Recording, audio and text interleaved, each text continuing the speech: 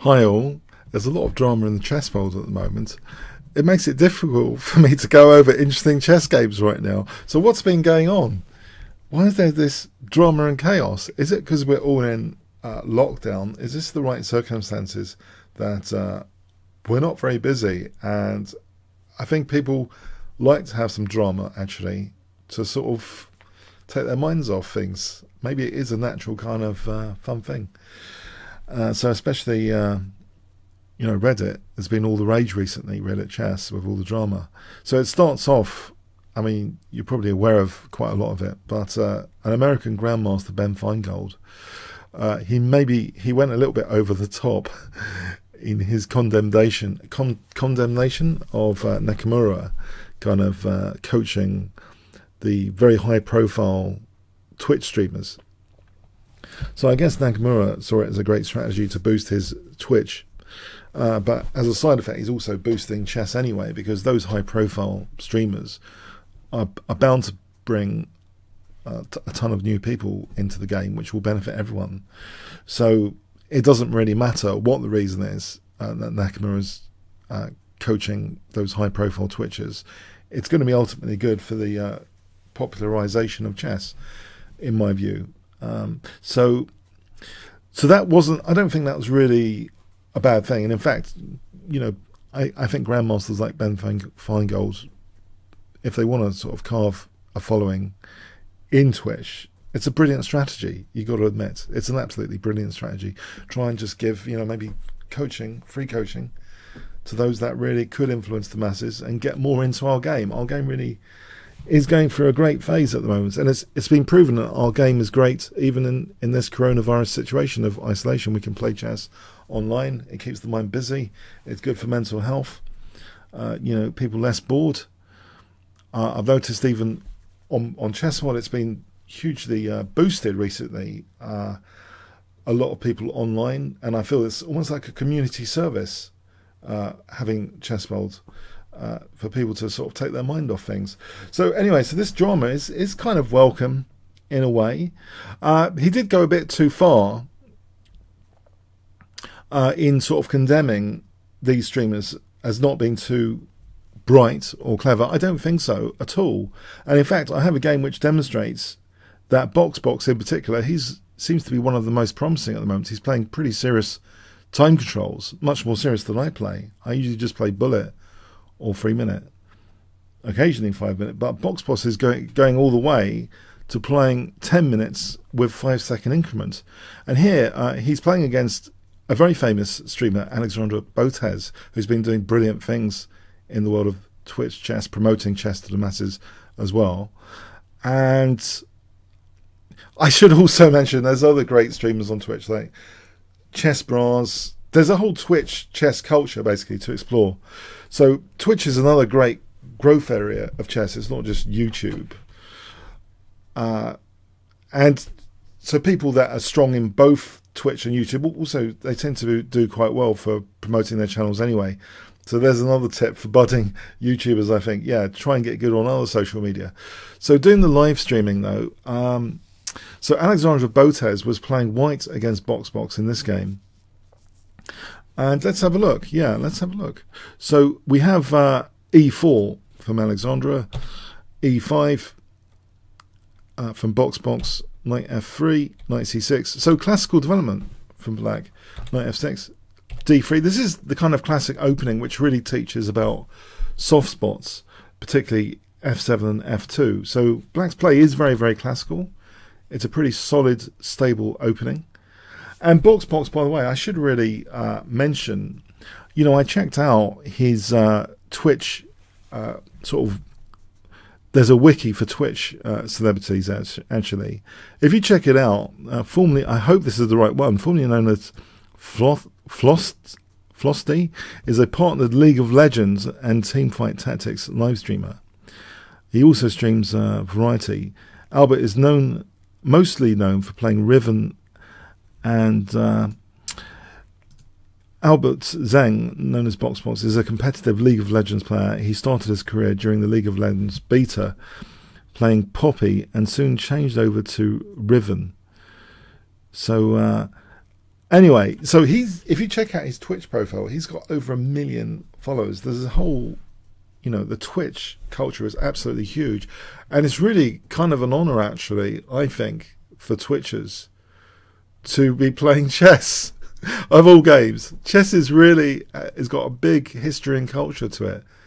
So it's really fantastic to see that this whole, generation of Twitchers potentially could be playing chess. And yeah, there shouldn't be gatekeepers to it. I really think, but the thing is, I just think it was said sort of slightly in a dramatic vein. I think Ben Feingold was just being dramatic. And it's very, very easy, I find, when streaming on Twitch, well, when I overstreamed, to lose all sense of context and really say anything that comes out of one's thoughts. And sometimes that could be regretful later. I really think it's very easy to overstream, especially chess. It's the mental energy expended, on every move, the calculation, the judgments. That sometimes if you overstream, you end up making a fool of yourself, which I've done several times on Twitch. So that's why I kind of moderate my Twitch streaming to try and not say such stupid things or act in a ridiculous manner as much as before, I hope. So I hope I've been a little bit saner on Twitch in recent months. But anyway, Boxbox to me seems as though he's going to be a pretty decent chess player. His opening choice is very, very solid here. Now, Alexander Botez might be giving a little bit of caution to the wind here, sacrificing here potentially 2 knights for a rook. So after d6, knight c3, bishop g4, queen e8, queen e1, knight d4, queen d2, we have h6, and there's 2 pieces given up for the rook. This isn't usually such a good deal, but sometimes it's dangerous in the context of a blitz game. And maybe one of the ideas, if that bishop especially wasn't on this diagonal, is to play f4 later. Bishop h5 was played. Knight a4, trying to maybe get rid of that bishop to later maybe play f4 and get potentially a good attack. We have an interesting move, bishop b4. Here I think this might be a mistake actually. Knight e2 check might be better, and then bishop d4. This looks to be much more solid. This sets up a really cunning idea. It's not just about hitting the knight. Here there's the crushing bishop f3. Threatening queen takes h3 because of that nasty pin. So for example, yeah, it could be devastation there. So anyway, bishop b4 was played. c3. So maybe better as queen takes b4. We have c3 though. But here, yeah, brilliant idea. Damage the structure around the king. Boxbox did actually play. Guess? 5 seconds. Very good move. Knight f3 check. It really does inflict structural damage around the king. So g takes. And we have bishop c5. Pinning that pawn, but the damage has been done here. There is certain White's plan of f4 really put on hold now, if there was such a plan. Knight takes c5, d takes. We have king h2, bishop takes f3, and now actually queen e3. There's a really fantastic move played by Boxbox in this situation, and great credit to him. 10 seconds if you can guess to it. Guess the move played. For 500 points. Black to play here.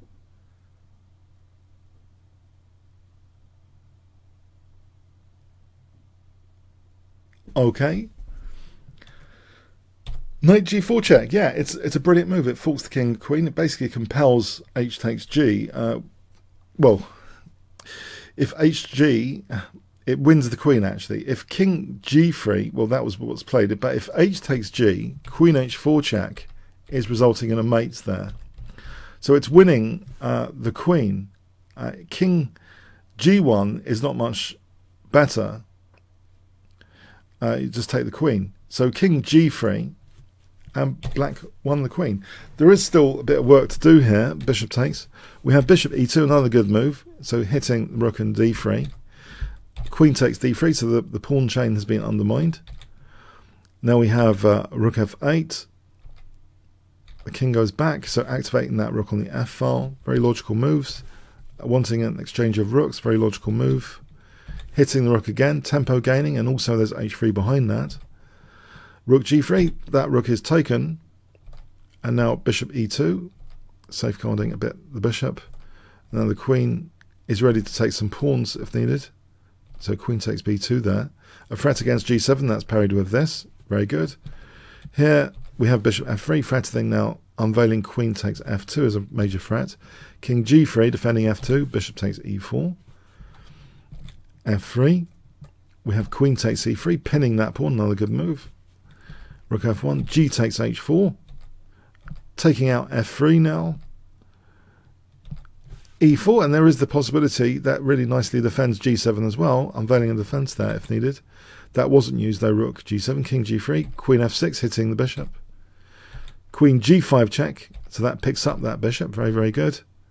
Simplifying down, very, very logical. e3 cuts the king out of f2 as well.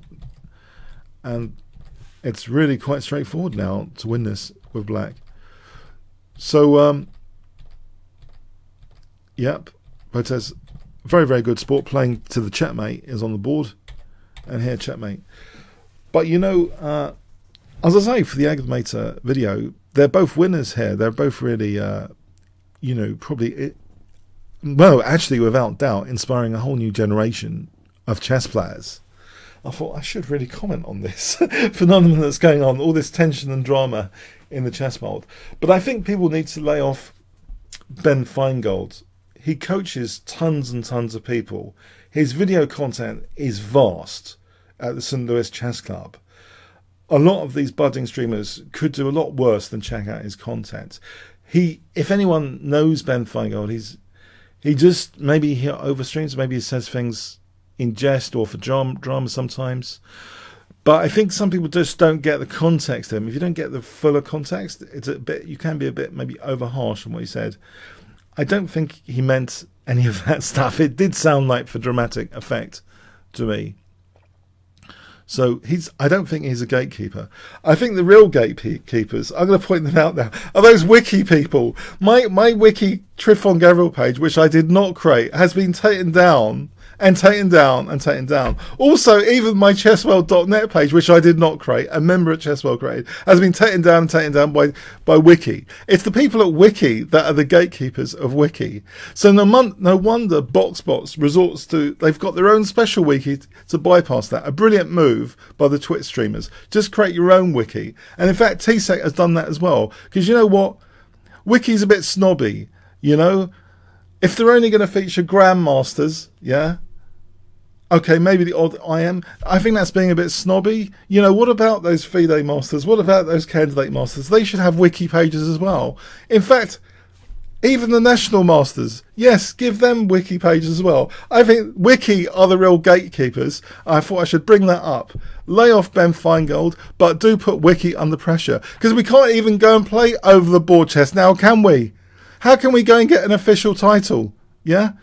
So any title you got should be celebrated by Wiki. That's my view. I'm saying it here. You heard it here first. Wiki's the real villain that no one's talking about here. Okay. Comments, questions, likes, shares appreciated. Thanks very much.